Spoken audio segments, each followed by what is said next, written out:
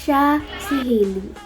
Ang kababata ni Jimwell na kay tagal na niyang hinihintay upang masabi ang kanyang tunay na nararamdaman para sa kaibigan noong elementarya pa lamang sila.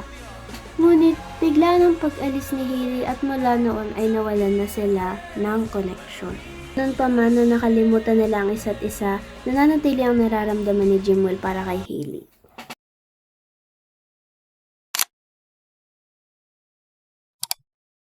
Everything's meant to be broken. I just want you to know So guys, nung kantang Iris magpapakita lang ng tunay na damdamin mo sa pagmamahal. So, sino yung Iris?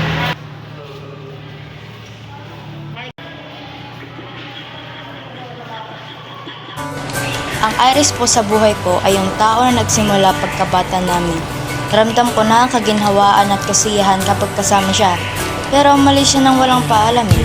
Hindi ako nagkaroon ng pagkakataon na sabihin yung tunay na nararamdaman ko para sa kanya.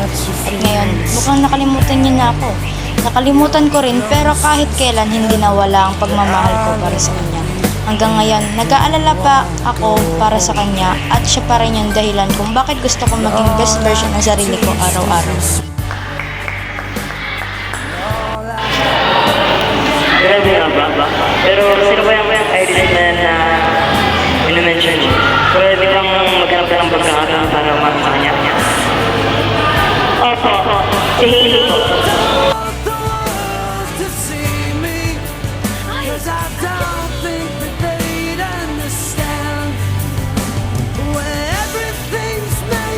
Naalala na kita ngayon, Jimwell. Pasensya na kung hindi ako nakapagpaalam noon ha. Pero gusto kong malaman mo na sinubukan kong makakaya ko pero hindi ako makaabot sa iyo eh. Sorry kung pinaghintay kita. Pero ganun din ang nararamdaman ko para sa iyo.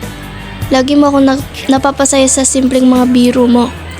Pero ngayon, huwag ka nang mag-alala. Nandito na ako. when everything feels like the movies. Yeah, you bleed just to know you're alive.